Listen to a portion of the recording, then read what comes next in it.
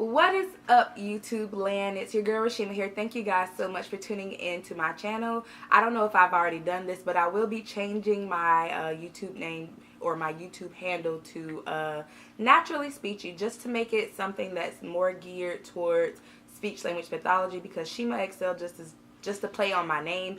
My name is Rashima, so I went with Shima XL, but now I'm going to be switching over to Naturally Speechy. I might just do that before I upload this video. So the reason that I'm coming on camera today is so that I can update you guys on where I am in my grad school journey. So it's been a ride, and if you've been following me, you've seen that I haven't posted any videos in like the past 2 or 3 weeks. So let me just give you guys a brief recap on what's been going on. I think the last thing I posted probably was a little vlog after I received my placement and my name tag saying that I was official and ready to go to work. So I have been actually in the community at a early intervention preschool. I've been working alongside with the ELC, the Early Learning Coalition. Excuse me, I am a little under the weather, and that's part of my story that I want to tell you guys. So yeah, I've been at my placement. I've been working with kids. I will do a totally separate video on how my experience is going working, not necessarily working, but basically volunteering at an Early Learning Coalition daycare, or a daycare that's sponsored by them. But as far as academics, we are now in what we would call like the midterm part of the semester now, and graduate school is sort of different than undergrad, because in undergrad I remember taking an exam for my midterms. Well, for graduate school we have more like papers or projects that we are working on that we will turn in for our midterm grade, not necessarily a test that we're taking. So as you guys know, or if you don't know, I live here in Florida. In the past week that just passed, we just got hit with a major category 4 hurricane in the panhandle of Florida. I currently live in Tallahassee, Florida, because I attend Florida State University. Now, I went to school, saw my client on Monday of last week, and I got a message maybe 30 minutes into my class time. I was in a 1-hour class, and we got a message saying that the campus was going to be closed for the rest of the week. So I was just like, okay, we ended class a little early. So I went home, packed up all of my things. You guys, when I say I was like, oh, I need to clean my house before I leave, but I was like, no, let me just straighten up. I packed up my dirty clothes in the basket, and I'm like, I'm going to wash these when I get back to my mom's house. So I just literally packed up all my stuff in my trunk, got on the road, because I was like, no, girl, you are not getting stuck in that traffic. So let's just get out of here.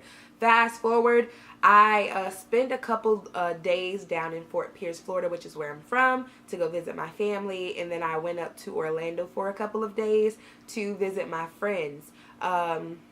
Ended up having a great time. But on my way back to Tallahassee, you know, getting prepared for the week, the next Monday, which was this week, I'm like, okay, you know, I've had this week off. I've had time to get refreshed, and I'm ready to take it on. Come at me. Yeah, until I actually got to Tallahassee, and I had to like reorganize my life. I had to put all my stuff away. I had to clean. I had basically no food, because everything that was in my refrigerator had been thawed out. It had spoiled, and then when the power came back on, oh yeah, because we lost our power, everything had defrosted in the freezer or spoiled in the refrigerator, and then refrosted in the freezer once we got our power back. But of course, I wasn't in Tallahassee when the power went out or came back in. So I was just like, oh yeah, I'll just cook something that I have in my freezer so that I'll have food throughout the week. And I went to like steam some broccoli, and when I took the broccoli out of the microwave, I was just like, what is that smell, right? So okay, I was just like, okay, I can't use any of the food that's in my refrigerator. So long story short, the hurricane just threw me for a loop. Okay, so getting back into the academic side, all of the assignments that we had that were due the week of the hurricane got pushed backwards. Now, for some of you, you may think, oh, you know, you're in a hurricane, thank God your professors didn't require you to turn in any assignments.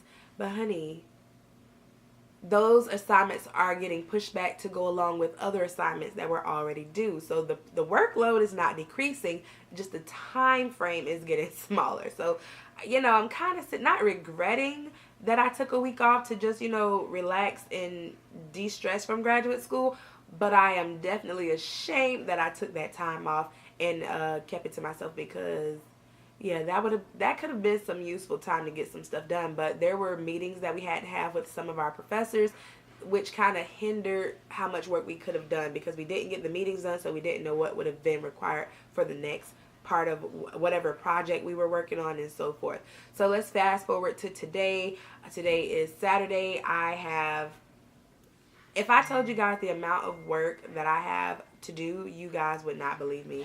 But I wrote it down. I'm like, okay, Rashima, don't write out your assignments for the next, for the rest of the year, or the rest of the semester. Just write out your assignments that you have to do for the next 3 to 4 weeks.